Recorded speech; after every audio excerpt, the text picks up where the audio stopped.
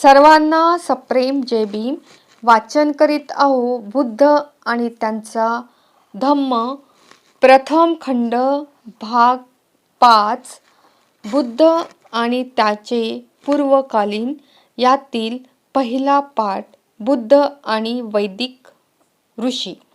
वेद म्हणजे मंत्रांचा समुच्चय. ऋचा किंवा स्तुती, स्तोत्रे म्हणजे वेद. ऋचांचे पठन पाठन करणारे ते ऋषी. मंत्र म्हणजे देवाची प्रार्थना.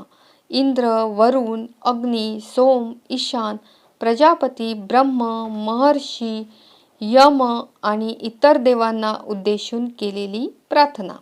या प्रार्थना शत्रूपासून रक्षणासाठी, शत्रूविरुद्ध सहाय्यासाठी, धनधान्य प्राप्तीसाठी, भक्ताद्वारा अर्पित अन्न, मांस, सुरा याची आहुती स्वीकारण्यासाठी केल्या जात असत.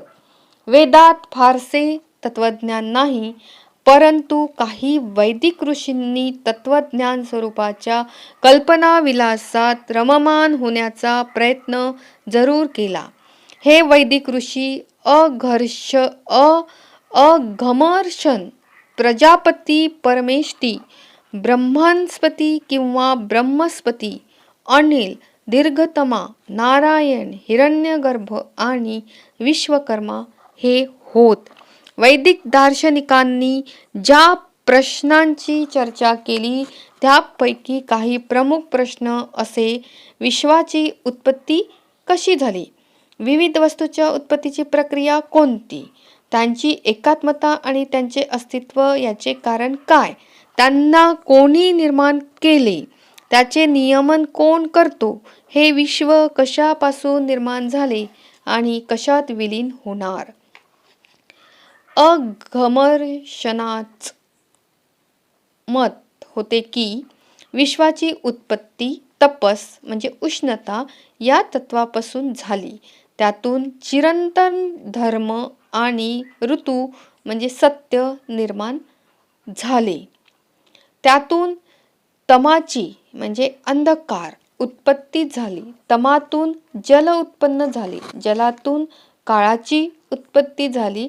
काळातून सूर्य आणि चंद्र निर्माण झाले. त्यातूनच स्वर्ग आणि पृथ्वी याची उत्पत्ती झाली. अवकाश आणि प्रकाश याचीही उत्पत्ती त्यातूनच झाली. त्यातून दिवस आणि रात्र याची व्यवस्था झाली. ब्रह्मस्पतीने कल्पना केली की असत यातून सत निर्माण झाले. त्याच्या मते असत म्हणजेच अनंत. सत मूळ रूपात असत पासूनच उत्पन्न झाले. समस्त सतचा मूलाधार असत हाच आहे आणि त्या भावी सतचाही जे वर्तमान असत आहे. सत अस्तित्वात असलेले. प्रजापती परमेष्ठीन एका प्रश्नापासून आरंभ केला. काय सत असतपासून उत्पन्न झाले? त्याच्या मते हा अप्रस्तुत प्रश्न आहे. त्याच्या मते अस्तित्वात असलेल्या समस्त सृष्टीचा मूळाधार जल आहे. त्याच्या मते जल हेच मूलतत्व, तेच या सृष्टीचा मूळाधार. ते सतही नाही आणि असतही नाही. परमेष्ठीने जड आणि चेतन या तत्वात कोणतीही विभाजन रेषा ओढली नाही. त्याच्या मते काही निहित तत्वांच्या अधीन जल विविध वस्तूंचे रूप ग्रहण करते. या निहित तत्वालाच त्याने काम म्हणून संबोधिले. काम म्हणजे वैश्विक इच्छा शक्ती. अनिल हा एक दुसरा वैदिक दार्शनिक होता. त्याच्या मते वायू हेच मूलतत्व आहे. वायूत गतिमानता अंतर्निहित आहे. वायूत उत्पत्ती तत्व अंगभूत आहे. दीर्घतमा याच्या मते अंततः सर्व चराचर सृष्टीच्या उत्पत्तीचा मूलाधार सूर्य आहे. ही सृष्टी सूर्यावरच अवलंबित आहे. सूर्य आपल्या अंतर्निहित क्षमतेमुळेच गतिमान आहे. सूर्य हा करड्या रंगाच्या पदार्थापासून निर्मित आहे. त्याचप्रमाणे विद्युत आणि अग्नी सुद्धा.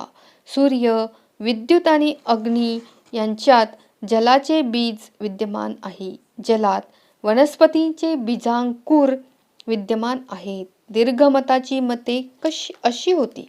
नारायणाच्या मतानुसार पुरुष हाच विश्वाचे आदिकरण आहे.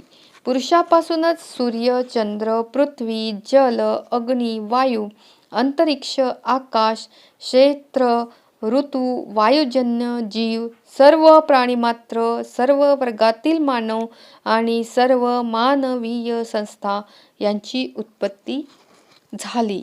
हिरण्यगर्भाचं स्थान सैद्धांतिक दृष्टीने परमेष्ठी आणि नारायण यांच्यामध्ये होते.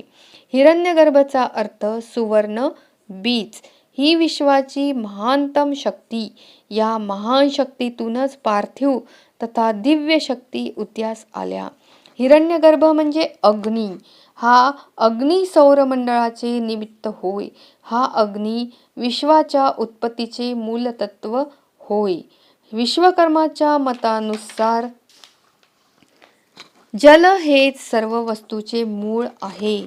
जलातूनच समस्त विश्वाची निर्मिती झाली आणि संचरण हा जलाचा स्वभाव धर्म आहे. हे मानणे अपर्याप्त आणि असमाधानकारक आहे.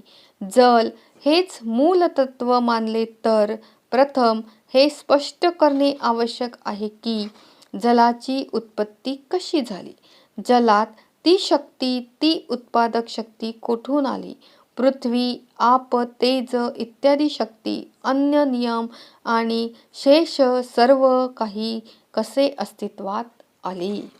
विश्वकर्म्याच्या मते पुरुष हाच विश्वाचा मूलाधार आहे, प्रेरक शक्ती आहे. पुरुषच प्रथम आणि पुरुष अंतिमही. तो दृश्य सृष्टीपूर्वीही अस्तित्वात होता. एकट्या पुरुषामुळे सृष्टी अस्तित्वात आली. तोच निर्माता आणि तोच नियंताही आहे. पुरुष एक आणि केवळ एकमेव आहे. तो अज आहे आणि अस्तित्वात असलेल्या सर्व वस्तूंचे वास्तव त्यातच आहे.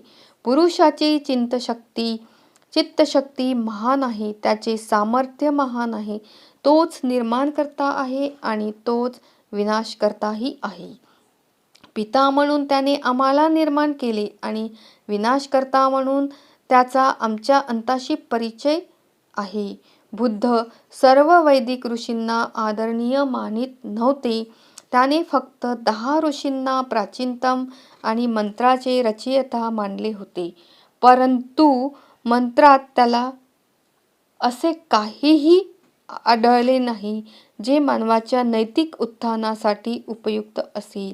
बुद्धाच्या मते वेद हे वाळवंटासारखे निष्प्रयोजन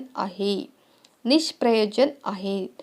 बुद्धाने वेदापासून काहीही शिकण्यासारखे नाही किंवा घेण्यासारखे नाही म्हणून वेदांचा धिक्कार केला. त्याचप्रमाणे बुद्धाला वैदिक ऋषीच्या तत्वज्ञानात काहीही मोलाचे आढळले नाही. ते सत्याप्रती पोहोचण्यासाठी धडपडत होते, पण त्यांना सत्य गवसले नव्हते. त्यांचे सिद्धांत म्हणजे नुसता कल्पना विलास. त्यांच्या सिद्धांताचा तर्काशी किंवा यथार्थाशी काहीही संबंध नव्हता. त्यांच्या दर्शनशास्त्राच्या योगदानाने कोणतीही सामाजिक मूल्ये प्रस्थापित झाली नाहीत. त्यामुळेच त्याने वैदिक ऋषीचे तत्वज्ञान निरर्थक समजून त्याची अवहेलना केली.